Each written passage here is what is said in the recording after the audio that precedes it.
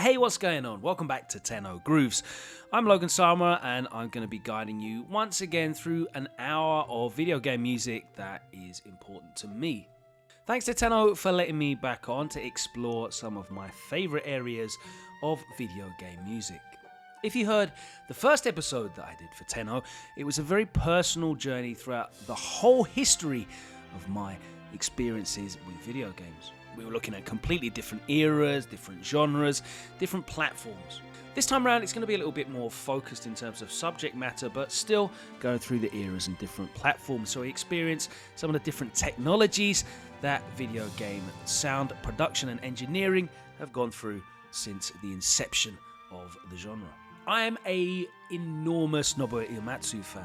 Ever since I first interacted with his compositions in Final Fantasy VI in the 90s and discovering music in video games that was, to my ears at the time, equal to that of the very best of classical music.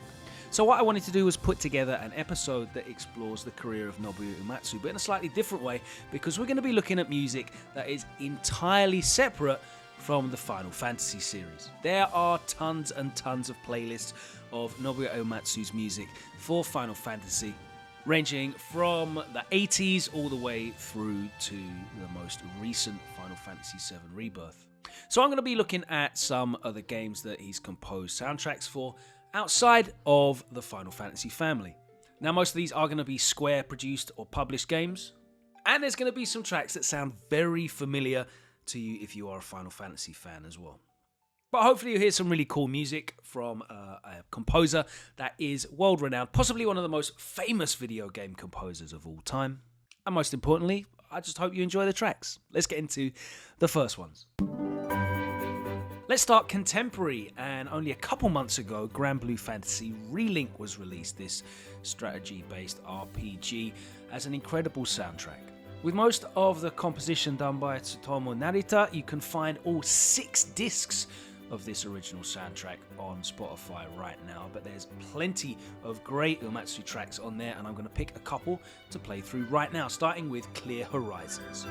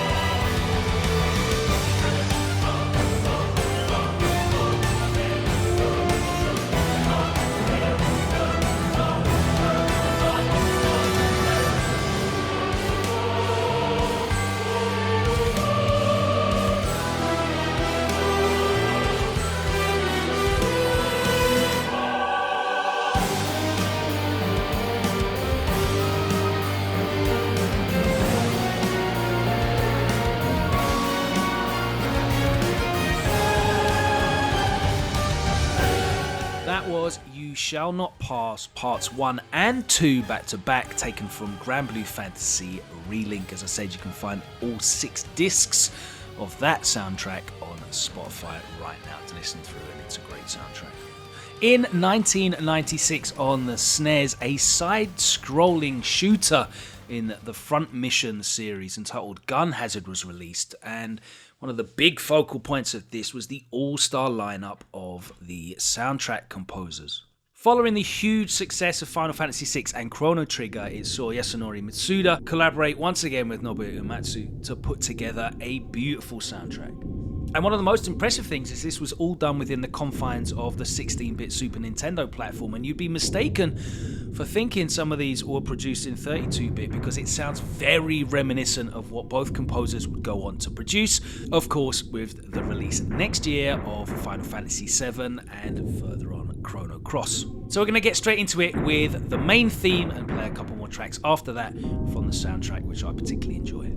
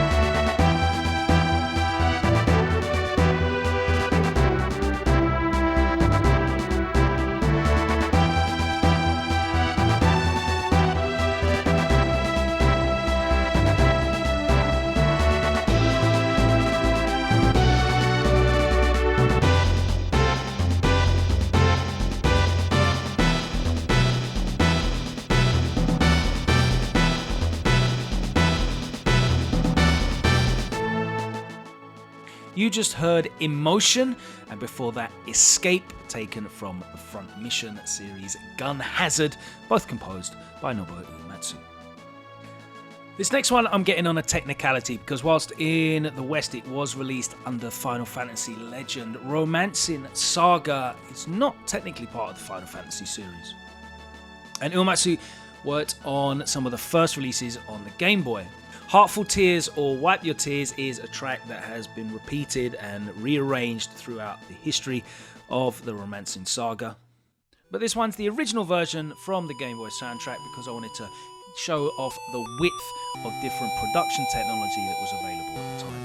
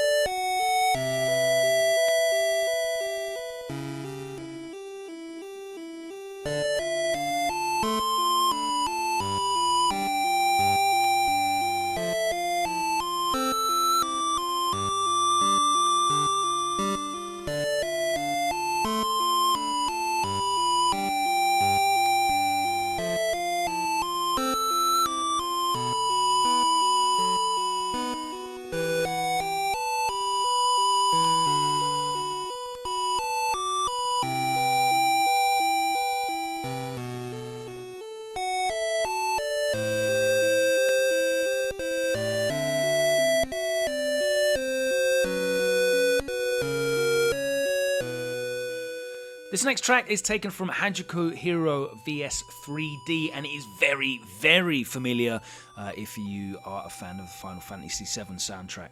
Very clearly inspired in the same vein as some of the tracks taken from that game, specifically the battle theme, but this is entitled Jet Black Hatred from Hanjuki Hero VS 3D.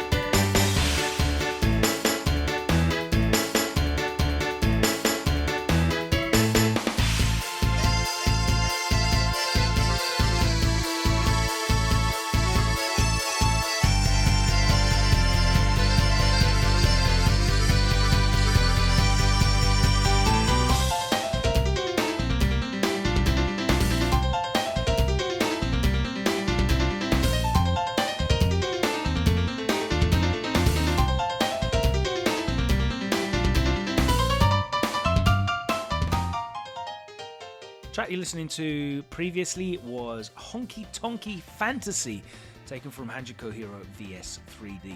That was released in 2003 on the PlayStation 2, but you can hear very much so the sounds and stylings of almost a decade earlier.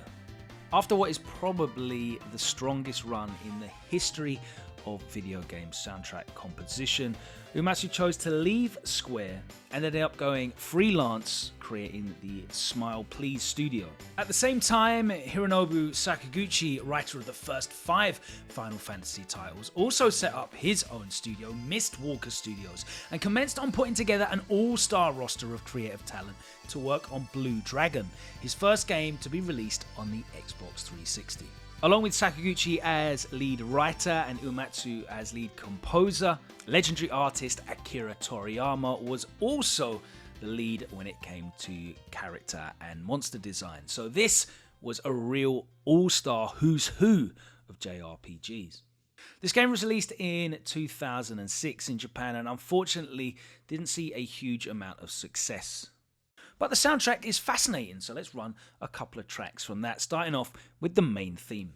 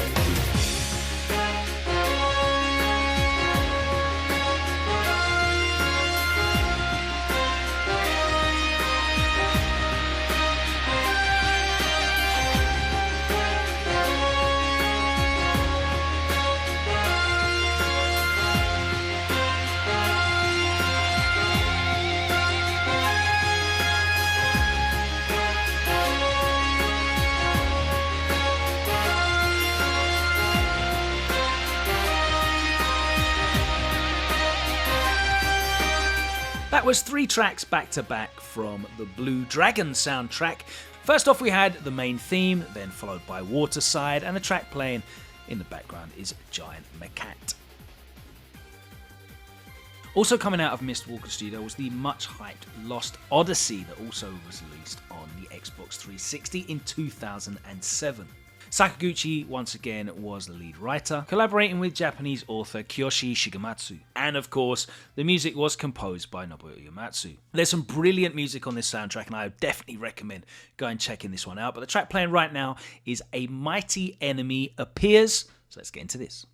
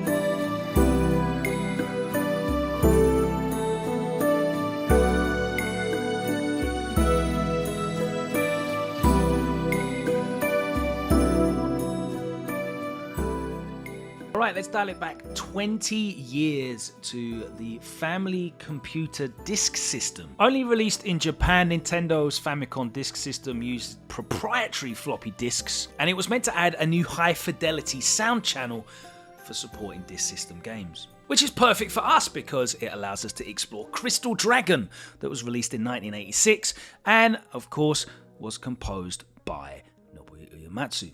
The track that we're going to listen to is the ending theme from this point-and-click adventure, and you can really get an idea of how creative Uematsu was able to get with this enhanced 8-bit sound platform.